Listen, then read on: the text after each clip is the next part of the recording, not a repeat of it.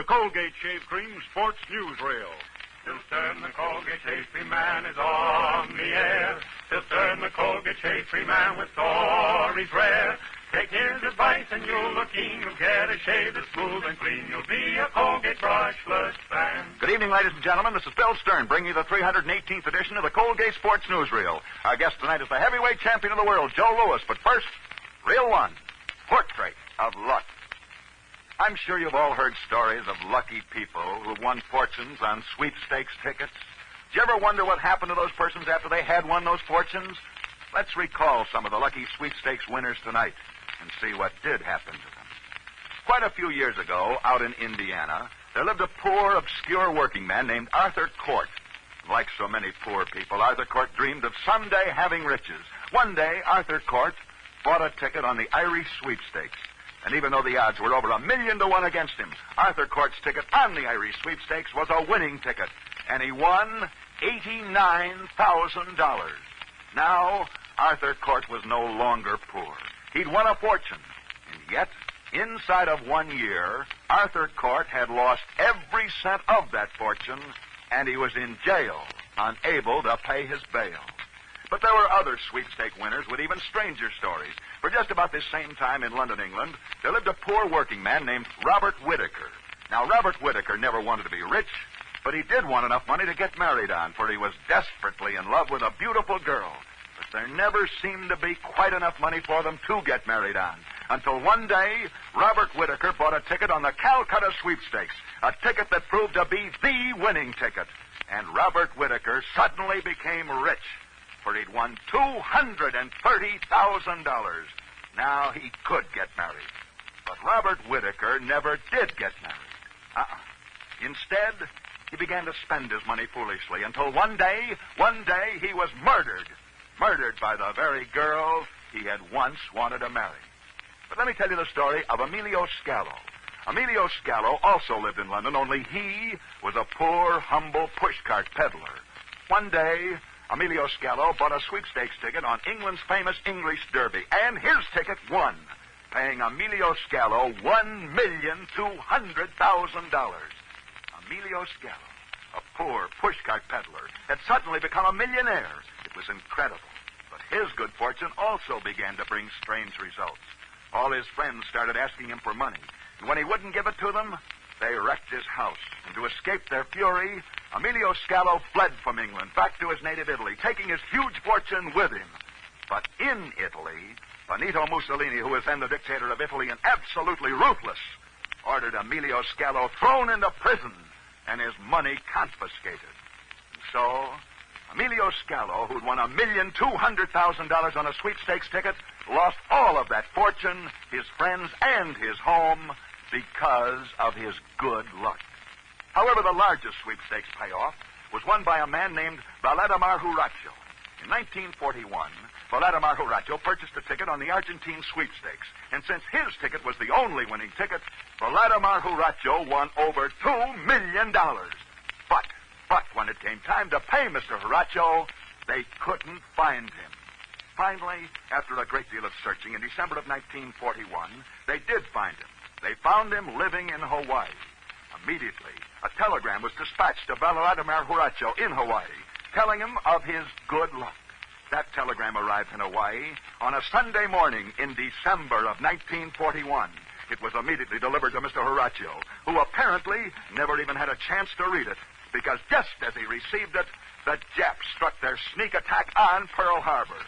Bombs came bursting down. Death and destruction rained from the skies. And when it was all over, they found Mr. Huracho buried under the debris of what had been his house. He was dead. And in his hands still lay the unopened telegram that he just received. A telegram that when they took from the dead man's hand read, "Congratulations. You hold the winning ticket on the Argentine sweepstakes worth over $2 million. You are the luckiest man alive." Portrait of the luckiest man alive who was dead. Reel 2. In professional football, Don Hudson is a real champion. So let's see what one great champion has to say about another. Don writes this about Colgate Brushless, the shave cream of champions.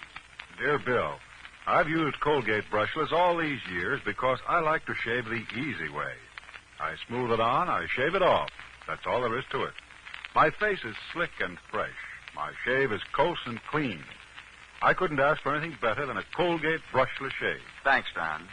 Men, so many champions like Don Hudson use Colgate brushless. The Colgate brushless is known as the shave cream of champions, preferred by men with tough beards and tender skins. That's because Colgate brushless is so fast, so cooling, so clean. Smooth some Colgate brushless on your face and see how fresh your face feels. And note how Colgate brushless rinses off your hands, your face, your razor in a flash. Colgate brushless is especially made to be fluffy and light. Colgate brushless is never gummy, never greasy, never gooey. I recommend Colgate brushless in the 9-ounce economy-sized jar that saves you money, lasts longer, and fits neatly on the bathroom shelf. Buy Colgate brushless tomorrow. If it doesn't make good on every promise that I've made, just mail the top of the carton back to me, Bill Stern, care of Colgate, Jersey City, Zone 2, New Jersey, and you'll get double your money back. Reel 3. Colgate's camera close-up of Joe Louis. At this very moment, clear out on the other side of this nation, in Seattle, the heavyweight champion of the world, Joe Louis, is waiting to speak to you. So now, in order that you may hear Joe Louis in person, this is Bill Stern switching you across the nation from where I'm standing in New York City. The next voice you hear will be the heavyweight champion of the world, Joe Louis, speaking from Seattle, Washington.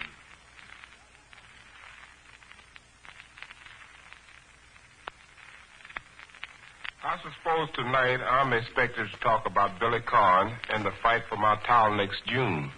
But I'd rather talk about a bigger fight. Today is December the 7th. 4 years ago today, America was attacked at Pearl Harbor. Over 4,000 boxers joined the service. Some of those are not coming back. I thought I knew something about fighting, but the Army taught me a lot more. Mainly that a great champion gets off the floor to win. The Americans were on the floor 4 years ago today. Our chance didn't look so good, but we won, thanks to a lot of American youngsters who refused to be beaten. I hope I beat Billy Conn, but whether I do or not, I have the satisfaction of knowing at least I have played on one All-American team that will never be licked, the United States Army. This is Joe Louis in Seattle, Washington, returning you to Bill Stern in New York.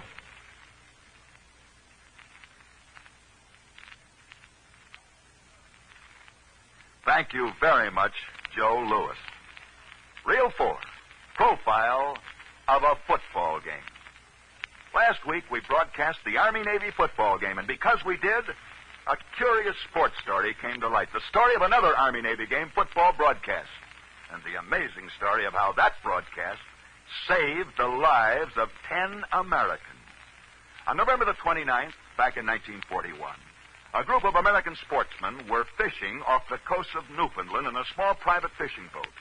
After the fishing was over for the day, along about 4 o'clock in the afternoon, the private fishing boat started back into port. Since the day's fishing was over and the boat was coming in, everyone was below decks listening to a radio. For that November the 29th of 1941 was the day of that year's Army-Navy football game.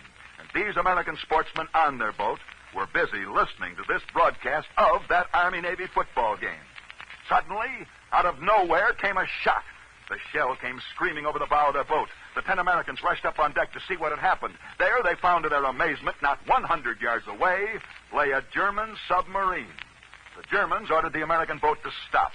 The American fishermen were stunned. This was November of 1941. The Germans had no right to be shooting at a neutral boat. The American was not in a war yet. But since this was purely an American fishing boat without any means of defending itself, the Americans had to let the Germans come on board. The German commander was the first on board. Who owns this boat and what is she doing in these waters? I own her. She's a private fishing boat. We're Americans, and I see no reason why we shouldn't be in these waters. Ah, you Americans are such fools. The Führer has said any American ship that comes within range of our torpedoes, he will sink. In 5 minutes, I will blow this boat to pieces. We have no lifeboat. We have no way of getting to shore. That is your lookout. Are you sure you have no guns on board, no radio, no wireless? We have a radio, but we've sent no messages, if that's what you're afraid of. I don't believe you. Turn your radio on. I said turn it on. The Navy is taking to the air. The Navy reserves are coming out. The Navy is... Oh, Mr. American, you think I fall for a trap, eh? You think we are dummkopf? We go before your Navy planes arrive. But someday we come back a little. For a moment, the Americans in that fishing boat were too stunned to speak. What had happened? Why had the Germans suddenly left? And then the truth slowly began to dawn on the Americans. When the Germans had switched on the radio, they had tuned back onto the Army-Navy football game broadcast, which the Americans had been listening to before the Germans had come. And over that radio had come a voice saying, The Navy is taking to the air. The Navy reserves are coming out.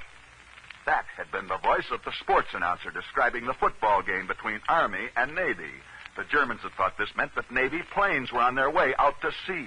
But any American sports fans could have told them that all that sports announcer meant by the Navy is taking to the air was that the Navy football team was beginning to throw forward passes. And so a sports broadcast saved the lives of 10 Americans. We could never tell the end of the story because of the war. But just the other day, I received a telegram from Alan Walls, the crew coach at the University of Wisconsin. And the telegram read, Bill, now that the war is over, you can tell the story of how the broadcast of an Army-Navy football game, how that broadcast saved the lives of 10 American fishermen. I know, for I was one of those Americans.